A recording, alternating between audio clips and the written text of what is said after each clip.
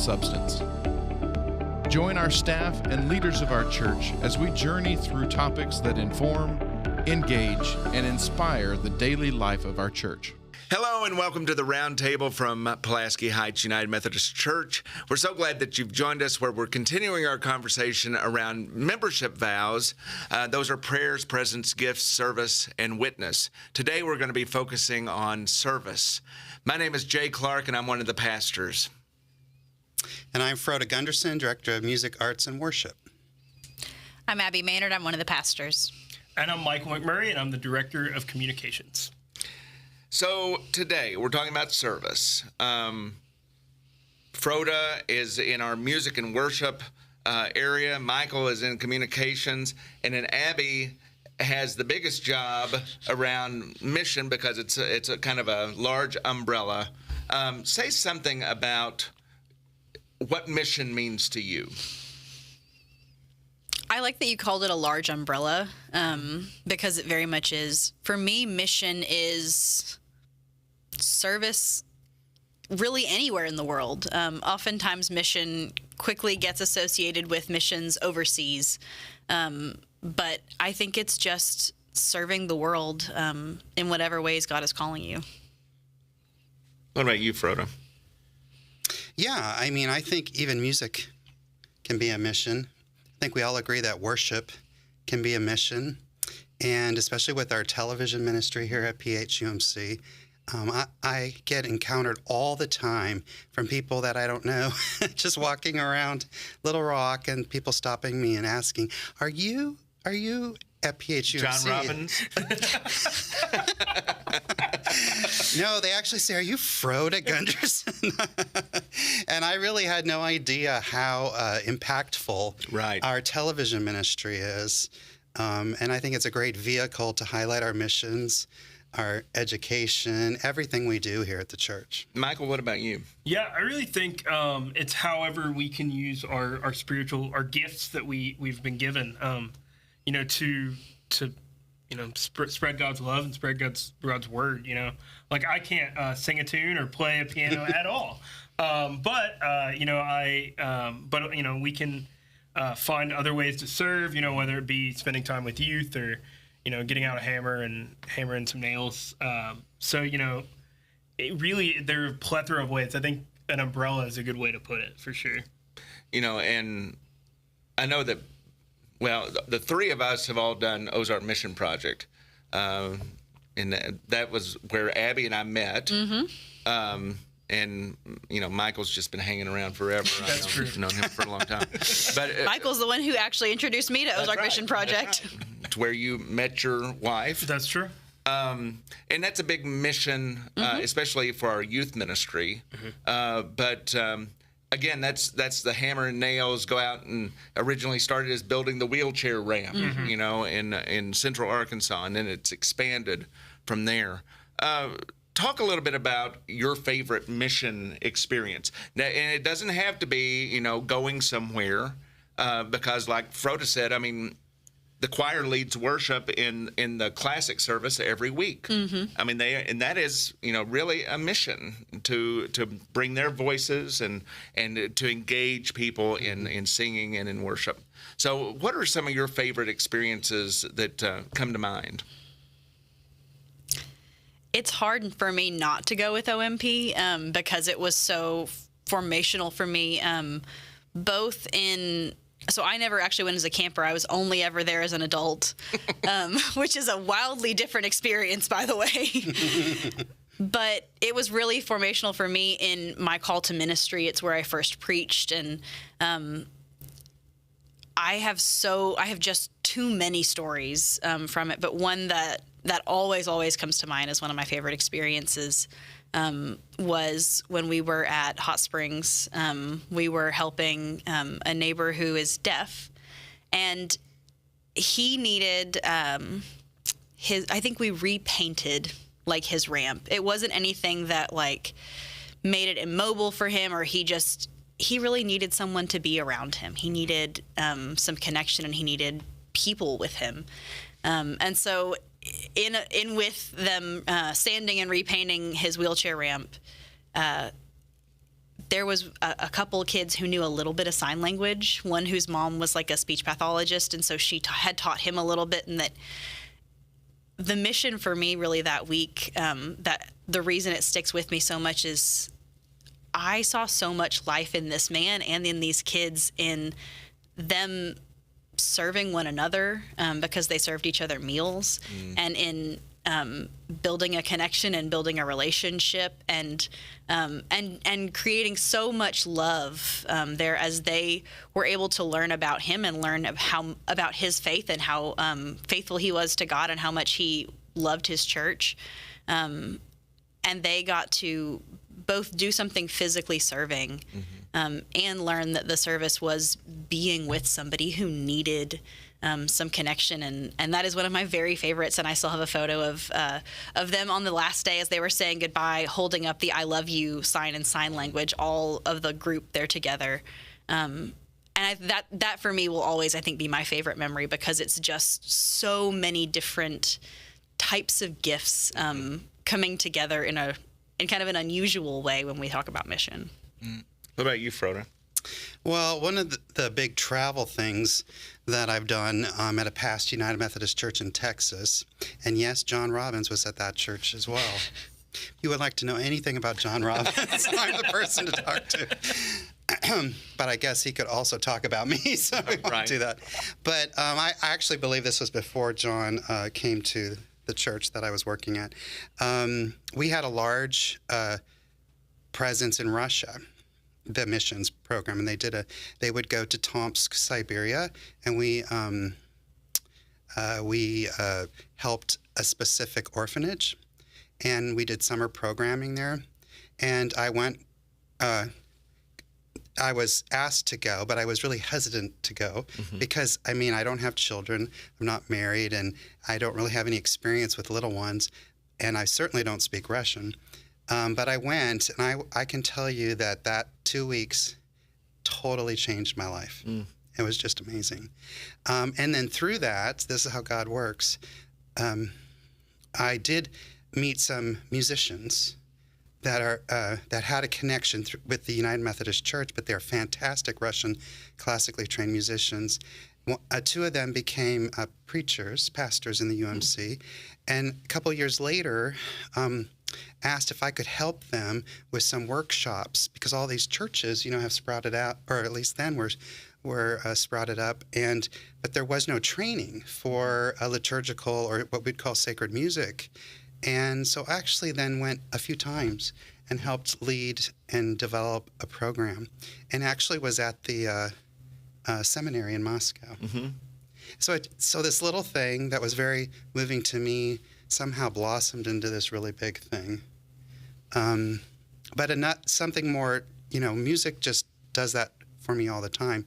And just most recently here, when we worked on our sunrise service, our ecumenical service, again, trying to make connections throughout the state for the United Methodist denomination, and working with all the people that I met, and especially the inspirational chorale from the University of Arkansas. And I had so many of those students come to me and say, this was so meaningful for them. And now since then, they've seen our broadcast, and they have said, some of them are from Little Rock. Some of them asked about our services. And I just think God is going to create really wonderful things from that, which wasn't the original intention. Right. And I think that is what missions does. That is what outreach does. Michael? Yeah. For me, one of the most impactful recently was when I started working here, and I got the opportunity to be with the diaper bank for a day distribution, which was, it was unique. It's a unique program, and it was just fascinating to be able to speak with some of these moms, and dads who, this was such an impactful thing for them that I often, I hadn't really thought of in the past. Now I am thinking about diapers now that I'm gonna have a kid, but how great it was that, we were able to do this, and how it's grown over the years, from a single distribution to, almost 5 years. And now we're helping out over 250 children. So I mean, that's just absolutely amazing of how like that's grown, that ministry's grown, and being able to be a part of that is really wonderful. And that experience has kind of helped me too, because sometimes you guys get it working in a church, we get focused on business, right? Right. And really focused on, okay, well, we need to do, we don't think of, sometimes we don't think of the missional aspects behind what we do and the really impact that the church can make. But it really helped, kind of ground me and remind me that like, we really are doing good, every day. To try and remember that as we work. A couple of times I took kids from this church to New York City, and our youth had always, mission to them equaled building something and being able to look back and say, we did that. And when we went to New York, we did a lot of organizations and learned about what they did. Like we went to a food pantry where they didn't just say, here you go. They let the people go through and shop for their food, and that way it empowered them more. It made them feel better about themselves. We'd go to the soup kitchen and we'd do things like that. We went to the UN and learned about immigration law and some other things. And when at the end of the trip, one of the kids said, we didn't do anything. And I said, well, why don't you make a list of everything you learned that you can take home? And then, she was like, oh, we did a lot.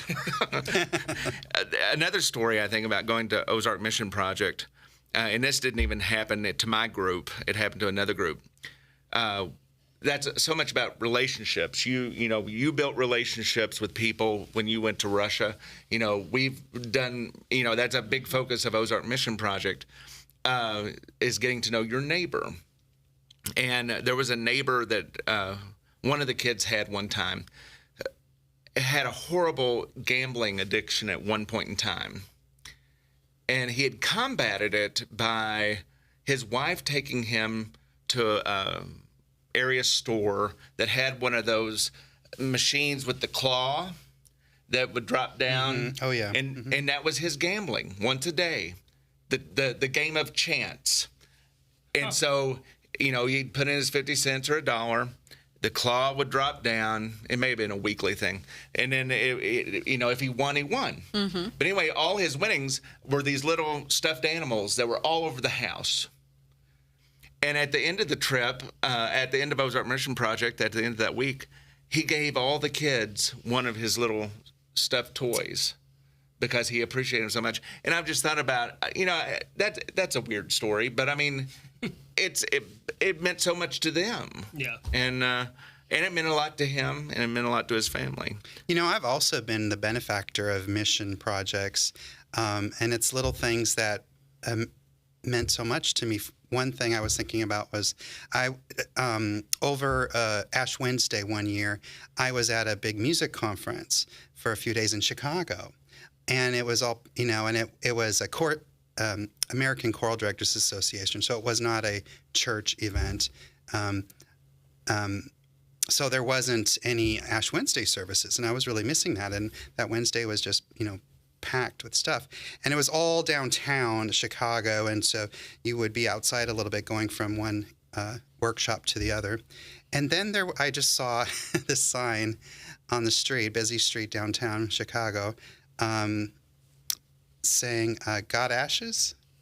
And it was an Anglican priest with obviously some helpers there.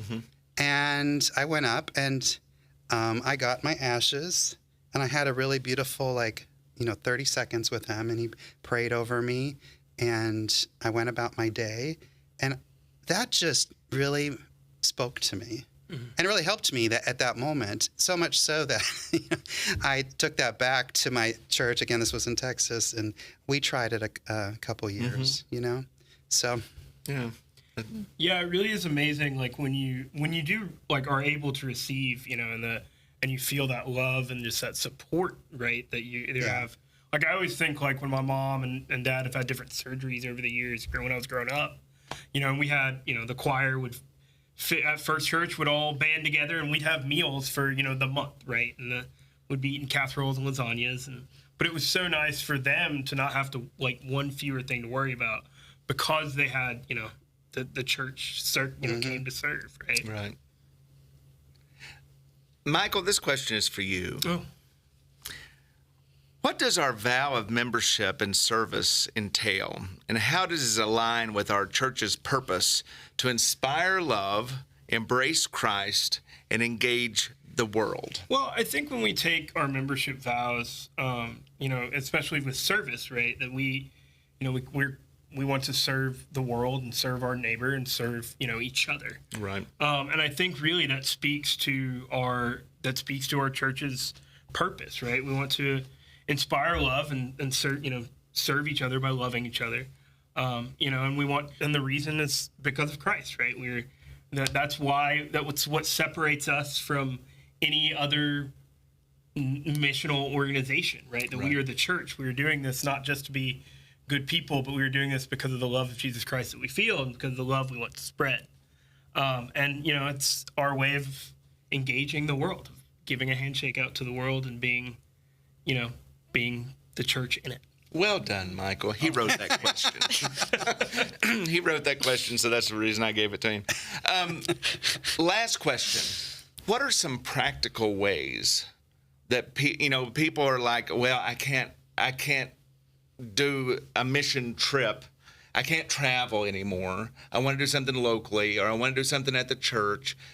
And there's the umbrella of important missions that take place that anyone can do. Mm-hmm. And so I want us to kind of focus on that in the last minute or so about, I know that like the diaper bank and food pantry, we all know that they always need volunteers, but they especially need translators. Mm-hmm.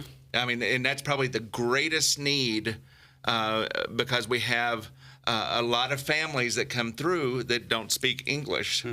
They speak Spanish, and we don't have a lot of Spanish translators. So what are those practical things? And if you want to talk more about the diaper bank and food pantry, then do. But what comes to mind for you all? I mean, I can give the whole spiel and list if you want me to. We have such a wide variety of things because there are the trips, obviously, but we have our food pantry and our diaper bank. We have very much a need for translators, and we have a need for folks to help bag diapers and pack up food and things like that. We have our partnership with Wakefield Elementary, which is a really powerful thing, I think. We help provide them food for their food pantry. We supply tutors. We're finishing up this school year, but we've had tutors at Wakefield all year long that have been helping kids with their reading. And we will have that again next year. We have an Afghan family that we support, and you can help in a variety of ways through that with everything from babysitting to helping to coordinate benefits. Mm-hmm. You can help with teacher appreciation at Wakefield. You can help with our new clothing closet by sorting and folding clothes. There's just an unending number of ways that people can help, and they can do that both on site or at different locations in the city. And we have ways for people who can't get out, for people who are homebound. If they want to serve even from their homes, you can do so by writing thank you notes for some of our missions. We have a great need for that for things where we get a lot of donations, and we want to be able to say thank you to the people who are giving to us. So there really is an unending number of ways that you can serve, and that's just in the missions department. Right. Frode? Yeah, in the worship area, beyond participating in the choirs and hymnal groups and instrumental ensembles, it takes a small army of people, of volunteers, to do our Sunday morning worship, both in modern and traditional, and television. So, if you have specific areas of interest, we have the television ministry. which is a group of people that we never see.